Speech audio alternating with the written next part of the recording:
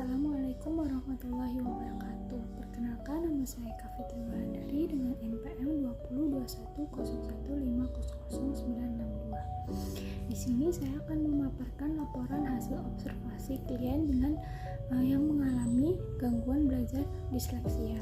Laporan ini dibuat untuk memenuhi tugas mata kuliah konseling populasi khusus dengan dosen pengampu yaitu Ibu Anggia Evitarini MPD.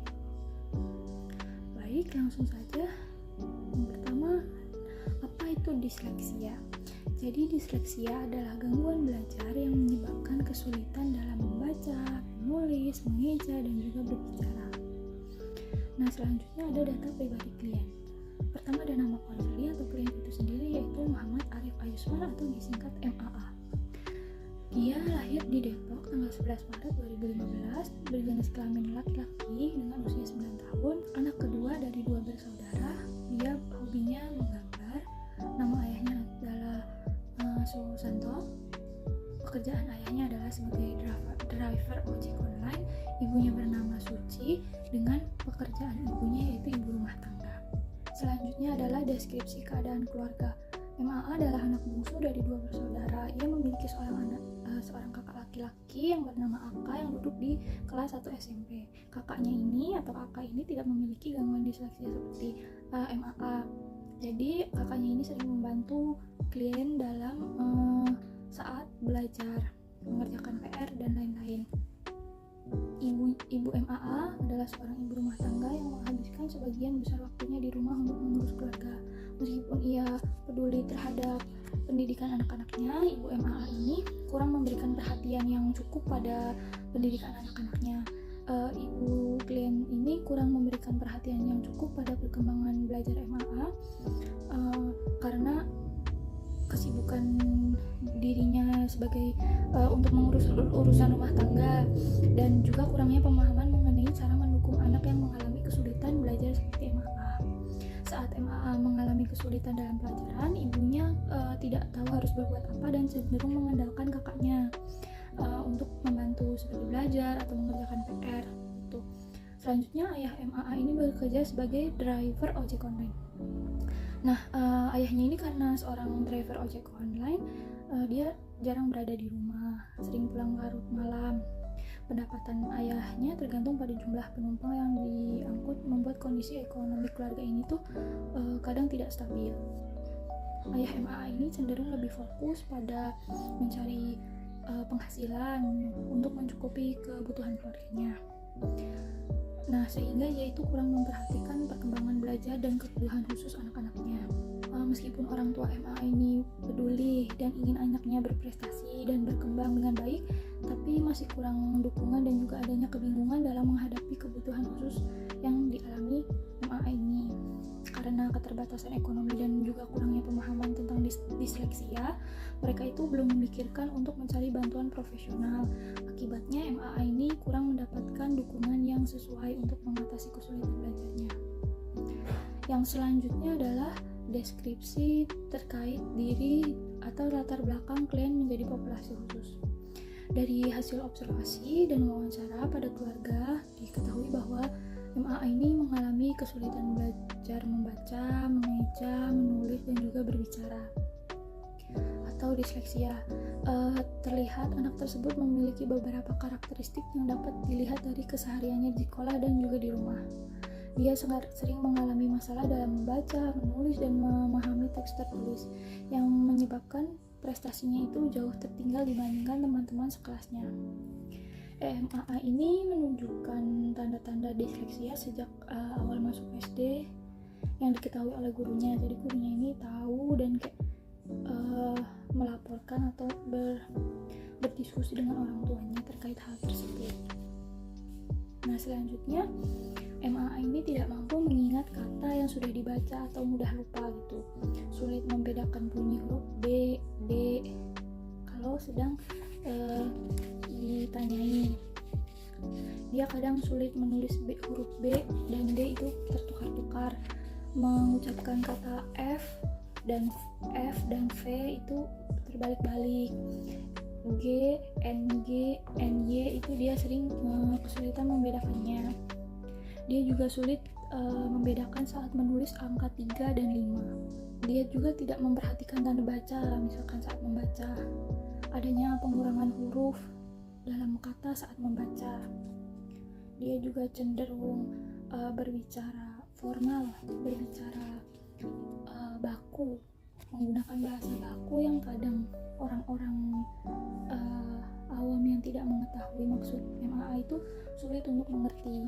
Akibatnya MAA ini jadi kurang dalam hal akademik. Nah, MAA ini adalah sekarang dia duduk di bangku kelas 3. Dia adalah anak yang ceria, namun karena dia mengalami disleksia, jadi dia kurang dalam berprestasi. Nilai akademiknya rendah. Nah, orang tua MAA ini awalnya kurang peduli terhadap kesulitannya karena keterbatasan informasi, pemahaman, dan juga kondisi ekonomi, sehingga MAA tidak mendapatkan pemeriksaan atau layanan khusus. Dengan dukungan guru yang memberikan saran dan arahan, orang tua mulai memahami kebutuhan MAA dan memberikan bimbingan sederhana di rumah, dan juga berusaha mendukung proses belajarnya agar proses belajar MAA ini lebih optimal di sekolah. Selanjutnya, prognosis dan diagnosis klien. Jadi diagnosisnya berdasarkan pemaparan di atas dan hasil observasi, diketahui bahwa klien mengalami kesulitan belajar membaca, menulis, kurang percaya diri, dan juga prestasi akademiknya rendah. Sedangkan prognosisnya, klien ini yang pertama mengalami masalah kesulitan belajar membaca dan juga menulis. Sekarang kesulitan membaca dan menulis yang akan datang tidak dapat mengikuti proses pembelajaran dengan baik dan juga memiliki prestasi akademik yang rendah. Yang kedua adalah kurang percaya diri. Yang sekarang karena dia kurang percaya diri, masalah yang akan datang dia akan menjadi tertutup dan sulit bergaul dengan teman karena dia minder. Yang selanjutnya, prestasi akademik yang rendah. Untuk sekarang nilai rapotnya rendah, kemungkinan di masa depan dia kemungkinan tidak akan naik kelas. Kelebihan klien. Jadi MAA ini memiliki kemampuan dalam bidang non-akademik, yaitu menggambar. Dia sangat pandai mengenal pola atau gambar dengan cepat. MAA sering memiliki ide-ide kreatif yang luar biasa. Yang kedua, dia pandai dalam mengerjakan penjumlahan dan pengurangan, tapi saat lisan. Saat disuruh menulis, sebenarnya dia pintar dalam menghitung, cuma jika berkaitan dengan huruf angka 3 dan juga 5 kadang terbalik-balik gitu. Sangat tekun dan tidak mudah menyerah meskipun mengalami kesulitan belajar. Jadi dia itu mau berusaha untuk belajar, giat belajar juga. Yang keempat, MAA dikenal sebagai anak yang mudah bergaul dan memiliki empati yang tinggi atau peka terhadap perasaan orang lain dan teman-temannya. Selanjutnya itu kelemahan klien. MAA ini, yang pertama, MAA ini kesulitan dalam mengenali huruf, kata-kata, dan beberapa angka. Dia sulit membaca, sulit menulis. Yang kedua, proses membaca yang lambat dan sering salah, serta sering melakukan kesalahan saat menulis. Yang ketiga adalah rasa percaya diri yang rendah. Ketika harus membaca atau menulis di depan kelas, dia cenderung ogah-ogahan, malu gitu, karena dia kurang lancar dalam membaca. Jadi dia tidak percaya diri saat maju ke depan. Yang keempat, walau pandai dalam menghitung dan mengurangi bilangan saat pembelajaran, akan tetapi dia sering keliru dalam menulis angka seperti angka 3 dan angka 5. Yang selanjutnya adalah hambatan atau ancaman yang dihadapi. MAA yang kesulitan dalam mengikuti pelajaran karena dirinya yang lambat dalam menulis dan juga membaca, serta memahami kata atau kalimat. Yang selanjutnya, MAA merasa kurang percaya diri, cemas, malu, dan takut tidak mampu melakukan perintah guru seperti membaca dan menulis di depan kelas. Yang selanjutnya, kurang adanya pemahaman tentang disleksia membuat MAA tidak mendapatkan penanganan yang tepat di sekolah maupun di rumah. Yang selanjutnya, MAA mungkin merasa terisolasi karena perlakuan berbeda atau dianggap tidak pintar oleh teman-temannya. Selanjutnya, minimnya dukungan keluarga dapat membuat MAA kehilangan semangat belajar. Yang terakhir, keterbatasan akses informasi dan layanan khusus menghambat MAA mendapatkan bantuan yang diperlukan. Selanjutnya adalah peluang yang diketahui dan dicoba klien. Jadi di sini ada peluang yang yang sudah diketahui dan dicoba. Yang pertama, guru memberikan kesempatan MAA menyelesaikan tugas terlebih dahulu, tidak diburu-buru. Jadi guru-guru ini lebih memberi kesempatan kepada MAA untuk mengerjakan tugasnya sampai selesai dan mendampinginya saat misalkan dia tertinggal menulis gitu. Nah, selanjutnya MAA dapat mengikuti remedial untuk memperbaiki nilai dan meningkatkan kemampuan membaca serta menulis. Yang ketiga, wali kelas MAA sendiri setiap hari Rabu itu melakukan jam tambahan untuk melatih anak yang kesulitan membaca dan menulis dan juga berhitung untuk melatih mereka. Nah, yang selanjutnya, keluarga mendukung MAA dengan mengikut sertakannya dalam bimbingan belajar di luar sekolah. Jadi MAA ini ikut les gitu. Nah, yang selanjutnya, MAA memiliki teman-teman yang suportif dan guru yang sabar dalam memberikan instruksi. Jadi guru atau wali kelas di kelasnya itu selalu memberi arahan kepada teman-temannya kalau ada anak yang seperti MAA tidak boleh diejek, tidak boleh dijauhi, harus berteman dengan semuanya. Nah, selanjutnya adalah layanan konseling yang diberikan. Jadi yang pertama adalah layanan informasi. Nah, saya memberikan layanan informasi kepada orang tua dan juga keluarga klien tentang disleksia gitu. Nah, cara-cara mendukung anak dan juga pentingnya menciptakan lingkungan belajar yang mendukung di rumah. Hal ini dilakukan karena MAA itu kurang dukungan dan motivasi dari kedua orang tuanya. Yang kedua, saya memberikan layanan konseling individu kepada MAA. Jadi anak dengan disleksia akan sering merasa terisolasi atau kurang percaya diri. Dengan melakukan konseling individu, jadi klien tersendiri itu atau MAA menjadi bisa lebih memahami perasaannya, mengatasi kecemasannya karena diberi pemahaman, dukungan dan juga motivasi agar anak tetap semangat belajar. Dan juga membantu klien untuk mengembangkan strategi belajar yang tepat.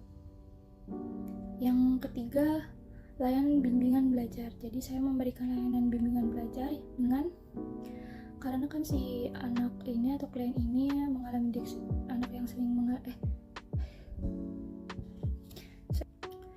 Nah, yang ketiga yaitu layanan bimbingan belajar. Jadi saya memberikan layanan bimbingan belajar karena anak dengan disleksia kan sering melakukan harus diberikan metode pembelajaran yang berbeda dari anak-anak pada umumnya ya.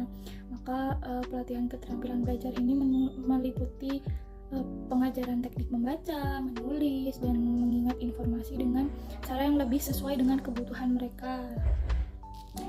Jadi dalam hal ini saya mengajarkan klien mengenali huruf-huruf kembali dengan menggunakan flashcard, gambar yang menarik gitu.